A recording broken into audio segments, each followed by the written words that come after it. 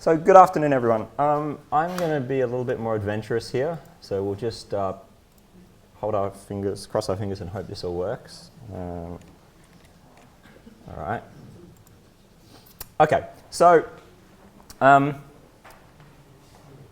going to introduce this by using the same words that Shannon used in his 1951 presentation. So he said, "This is a maze-solving machine that is capable of solving a maze by means of trial and error, of remembering the solution and also forgetting it in the case the situation changes and the solution is no longer applicable."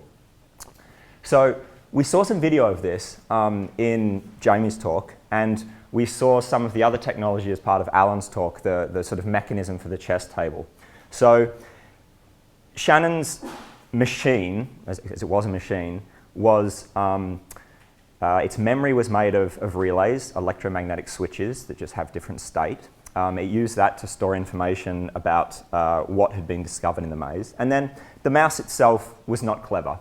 It's basically a magnet, and there was an electromagnet on arms under the table that moved this around the maze. And the maze itself was a 5x5 square where the walls were configurable. Looks much like this. Don't worry about the code that you see on the left. You can have a look at that yourself later. Okay, so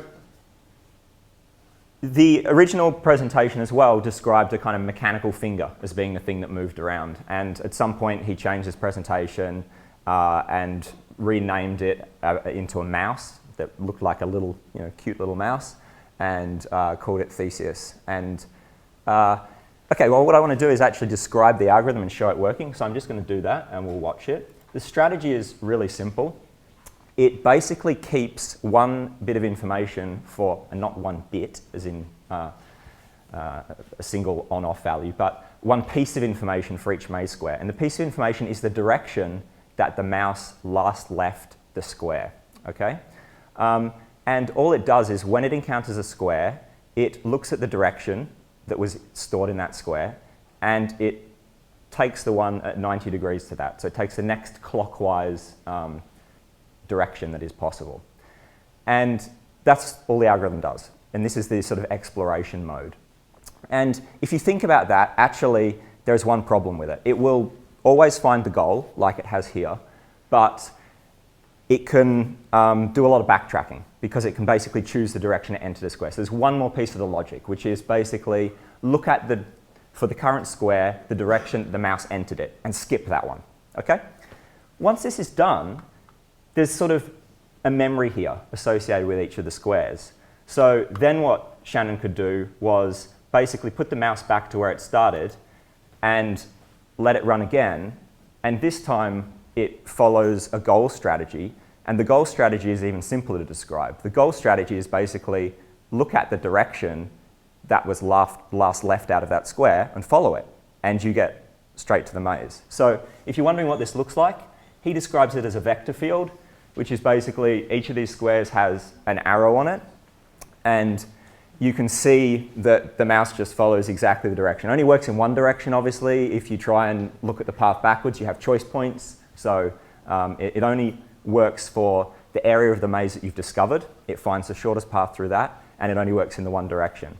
Now, the really neat thing about it is how it behaves when you change the maze. So if I change the maze, and I'll just turn this off so you see the change, put the mouse back, and I'll put the vectors back on so you can see, it's going to try and take the same path. And when it tries to take the same path, it will encounter, I think it starts after about 10 seconds, there we go, it will start to encounter errors, like it hits a wall and can't take that path. So then what it does is it goes back into a sort of, it falls back to its old exploration behavior.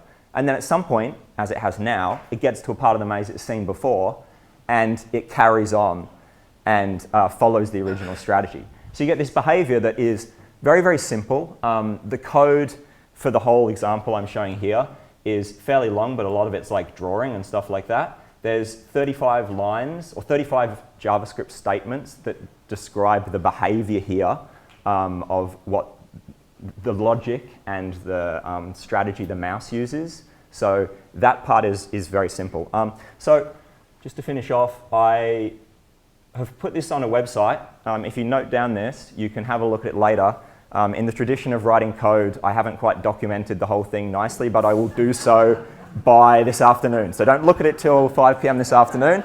And there'll be a link to a transcript of the talk he gave when he presented this device originally, along with the description in code. So if you want to play with it, if you want to edit the maze and try it on different examples, if you want to make a bigger example, the code will allow you to do all that, so you can play with it.